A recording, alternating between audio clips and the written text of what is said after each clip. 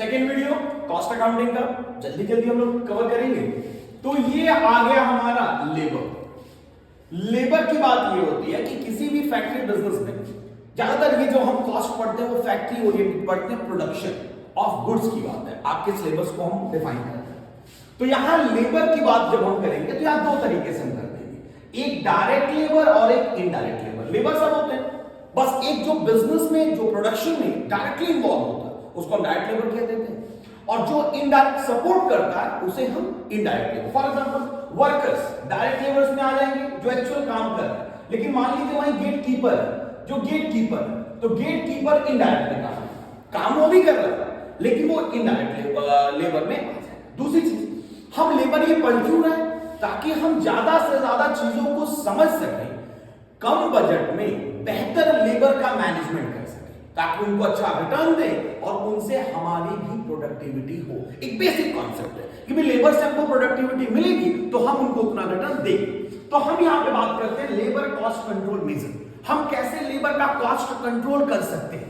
तो उसके लिए कहा production planning, job evolution, time study, motion study, setting of the standard, lower labour budget, proper wage policy और labour performance policy. मतलब sir हम production planning ढंग की रखें, किस दिन कितना कैसे करना है, जिस दिन ज्यादा प्रोडक्शन करना है ज्यादा लेबर रखेंगे, कम प्रोडक्शन करना है कम लेबर रखेंगे। जॉब इवोल्यूशन, कौन कहां बेस्ट फिट हो रहा है ये भी ध्यान होना चाहिए मैनेजमेंट को, ये नहीं कि बस हमने लगा दिया है तो उससे फिर आपका कॉस्टिंग बढ़ जाता है। टाइम स्टडी, कौन कितने दिन में कैसे काम कंप्लीट होगा। मोशन स्टडी, बिना मतलब की अननेसेसरी स्टेप्स को बिजनेस से बाहर करना है, जो जरूरत की है जो ऑथेंटिक है उसी को काम कराना है। सेटिंग ऑफ द स्टैंडर्ड, सबके लिए एक स्टैंडर्ड बनाइए, ऑब्जेक्टिव बनाइए कि भाई आपको ये फुलफिल करना है, चाहे वो एक दिन का हो, एक महीने का हो, एक साल का। लेबर का बजट, हमारा बजट अलाउ करता है कि हम कैसे कितने लेबर्स हायर कर सकते हैं, कितनी प्रोडक्टिविटी कर सकते हैं।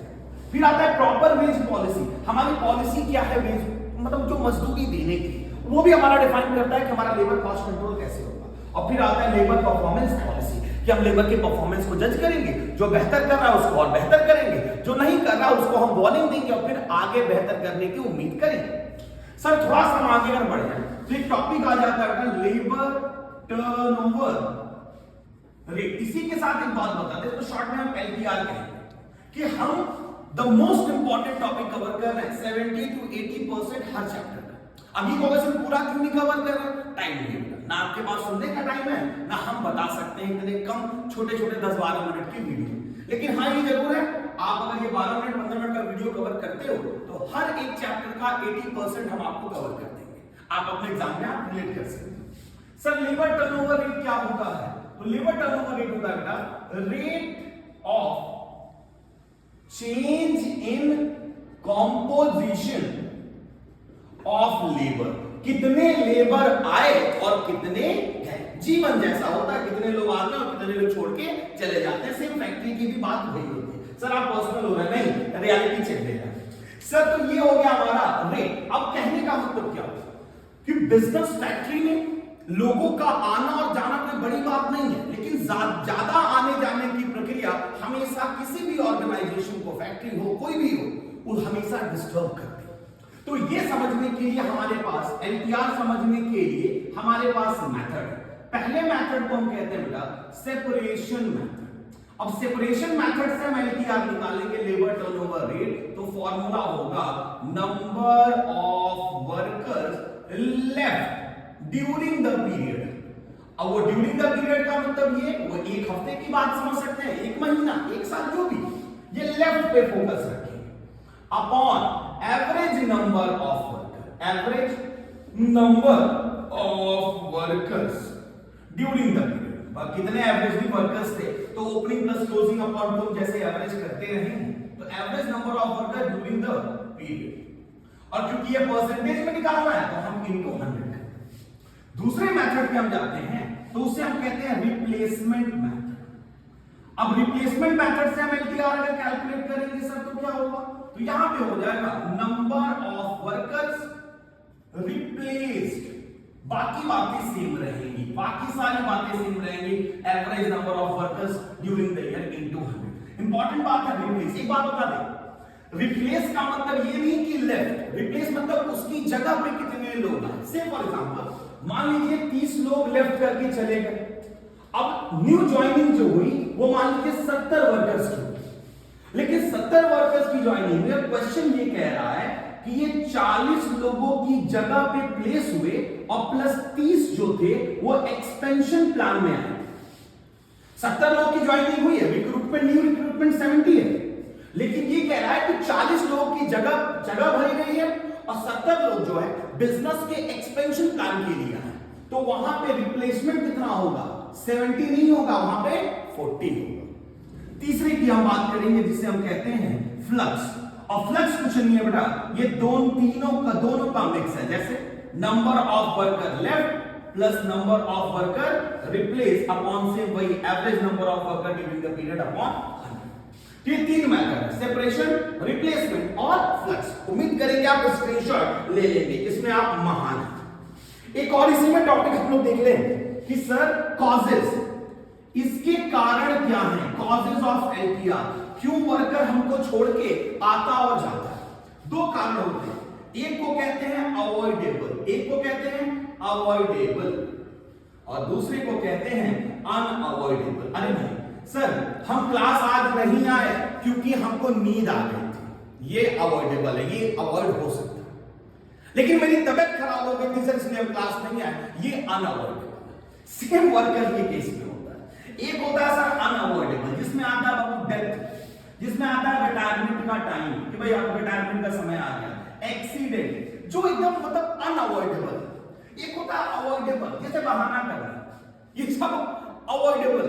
तो ये कुछ अच्छा। दूसरी चीज, जिसे मान लीजिए ग्रीड हो जाए, या ग्रीड भी नहीं कह सकते, हम ये कह सकते कि लेबर चाह रहा है कि ज्यादा से ज्यादा उसको सैलरी मिले, वो छुट्टियां ज्यादा चाह रहा है, या वो वर्किंग कंडीशन उसको पसंद नहीं आ रहा, तो हो सकता है वो अवॉइड हो सकता है, तो उसको कहते हैं हम अवॉइडेबल। और जो एकदम अवॉइड नहीं की जा सकती उसे हम कहते हैं अनअवॉइडेबल। तो चाहे अवॉइडेबल हो चाहे अनअवॉइडेबल हो, कॉजेस तो होते हैं एलटीआर के और ये बिजनेस को अफेक्ट करते हैं। इसीलिए बिजनेस कोशिश करता है कि 3% to 5% अगर एलटीआर बिजनेस का है तो ठीक है, इससे ज्यादा होता है तो डिस्टर्ब होता है। रीजन क्या है, क्योंकि बिजनेस में आना और जाना तो ठीक है, लेकिन वो बिजनेस को नेगेटिवली इंपैक्ट करने लगता है। थोड़ा सा सर हम आगे बढ़ेंगे, जब भी हम आपको स्क्रीनशॉट ले लेना बेटा, थोड़ा वीडियो लंबा हो जाएगा, टेंशन ना लें, आराम से सुने बाबू, चाय पी के कॉफी पी के, कोई टेंशन ना ले पढ़ाई की ये जो लेगेसी हम बनाए रखेंगे। हम कहां थे सर, हम यहां थे, आप लोग कैसे बता सकते हो, कमेंट सेक्शन में बता लेना सर, उतना समय नहीं, कोई बात नहीं, खुद सोच लेंगे। हम लोग यहां पे जब भी हम बात करेंगे तो हम पेमेंट की, वेजेस की बात करेंगे। तो वेजेस दो तरीके से दिए जाते हैं, एक तो टाइम के बेसिस पे और दूसरा पीस के बेसिस पे। टाइम के आधार पे पेमेंट होगा, एक पीस के आधार पे। सर टाइम के आधार पे पेमेंट क्या होता है, तो कहता है sir number of hours work, ज्यादातर ये पेमेंट जो होता है वो आवर्स के बेसिस पे होता है, into rate per our. Monthly भी हो सकता है, ईयरली भी हो सकता है, वीकली भी हो सकता है। पीस क्या होता है सर, तो नंबर ऑफ पीस, कितने पीस प्रिपेयर्ड हुए, मैन्युफैक्चर्ड हुए कह सकते हो, प्रिपेयर्ड हुए, और यहां पे रेट पर पीस हो सकता है। सिंपल सा कॉन्सेप्ट है। तो दो तरीके से पेमेंट होता है। हमको जो आज सीखना है और जो आपके सिलेबस में द मोस्ट इंपॉर्टेंट टॉपिक हम कवर कर रहे हैं और जिससे क्वेश्चंस आते हैं, जिसे हम कहते हैं टोटल वेजेस। टोटल वेजेस कैसे होता है, उसका फॉर्मूला होता है वेजेस प्लस बोनस। इसको बोनस भी कह सकते हैं, इसको इंसेंटिव भी कहते हैं, दोनों का कोई बुराई। हम एक वर्ड लेके चल रहे हैं यहां से बोनस, लेकिन दोनों बातें से मैं इंसेंटिव हो तो ये मैं सोचता समय गलत पढ़ा दिया। तो वेजेस आप समझ गए कैसे निकलेगा, वो टाइम के आधार पे हो सकता है, पीस के आधार पे हो सकता है। हम यहां बात कर रहे हैं बोनस। सर बोनस क्या होता है, हमको अच्छा लगता है बीइंग अ वर्कर, अगर हमको अपने जो एग्जैक्ट सैलरी होती है या जो तनख्वाह होती है उससे ज्यादा अगर कुछ मिलता है ना, हमको मन से अच्छा लगता है। इसलिए दिवाली के समय लोग इंतजार करते हैं कि बोनस मिलेगा, अच्छा लगेगा। तो कुछ अच्छा फैक्ट्रीज, प्रोडक्शन हाउस ऐसा करते क्यों है, ताकि लेबर्स को मोटिवेट कर सके, उनको एक्स्ट्रा मिलेगा, ज्यादा काम करेंगे उनको ज्यादा पेमेंट मिलेगा, तो वो और बेहतर काम करेंगे, उनका भी फायदा है और मैनेजमेंट का भी फायदा है कि ज्यादा से ज्यादा प्रोडक्शन होगा। सर तो अब यहां पे जब भी हम बोनस की बात करेंगे तो हमारा बोनस या इंसेंटिव, तो हमारे पास इस सिलेबस में बाबू इंसेंटिव प्लान दिए हुए हैं। 6-7 लोगों ने इंसेंटिव प्लान दे रखे हैं, हम कवर करते हैं। सबसे पहले जिन्होंने दिया है वो है हमारे हाल से इंसेंटिव प्लान। वेजेस सबका वैसे निकलेगा, बस हम इंसेंटिव प्लान की बात करेंगे, इट मींस बोनस। तो हाल से के हिसाब से हम बोनस कैसे देंगे? तो उनके हिसाब से हम बोनस देंगे 50% ऑफ सर क्या, time saved into time rate. इन्होंने कहा जितना आप टाइम बचाओगे उसका 50% हम आपको एज अ बोनस देंगे। सर एग्जांपल, थोड़ा सा एक एग्जांपल हम देके आपको समझा देते हैं। जैसे मान लीजिए क्वेश्चन ऐसे दे दिया कि स्टैंडर्ड टाइम कहा गया, जैसे हम यहां कहा ना कि एक स्टैंडर्ड हम देंगे, वर्कर्स को एक स्टैंडर्ड अलॉट करेंगे। तो स्टैंडर्ड टाइम अगर मान लीजिए दे दिया गया हो कि इस काम को 10 घंटे में करना, अब एक्चुअल टाइम किसी ने ले लिया काम को करने के लिए, मान लीजिए सर 6 घंटे में वो काम हो गया, तभी तो एफिशिएंसी बेहतर होगी। अब कोई महान 12 घंटे में करे तो उसको कोई बोनस नहीं मिलेगा, उसको कोई पेमेंट मिलेगा। और मान लीजिए रेट पर आवर जो है वो मान लीजिए ऐसे 20 रुपए पर, 1 घंटे का 20 रुपए ऐसे। तो बोनस कैसे निकलेगा? तो बोनस हो जाएगा 50% ऑफ टाइम सेव कितना? 10 घंटे कहे गए थे काम के लिए, आपने 6 घंटे में कर लिया, टाइम सेव हो गया 6। तो यहां हो गया बेटा 4 आवर्स इनटू टाइम रेट कितना? 20 रुपए।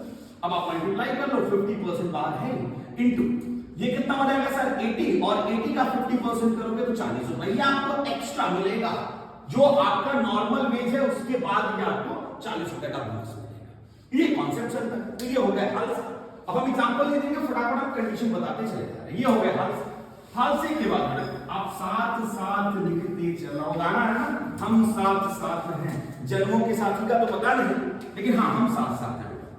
दूसरे की बात करेंगे, हाल से के बाद आते हैं रोवन भी क्यों पीछे रहे? इन्होंने भी कहा कि नहीं हम भी इंसेंटिव प्लान लेंगे। होता है समाज में, जैसे मान लीजिए लोगों ने यूट्यूब भाई हमने शुरू किया बनाना, अब सब लोग बना रहे हैं, तो हमने कहा हम भी बना लेते हैं, हम क्यों छोड़े, चलिए आते हैं। तो सर इनका बोनस कैसे निकलेगा? इन्होंने कहा ये लीजिए, हम अलग महान हैं, हम कुछ अलग बताएंगे। क्यों नहीं बताएंगे? ये महानता हमसे ही होके गुजरेगी।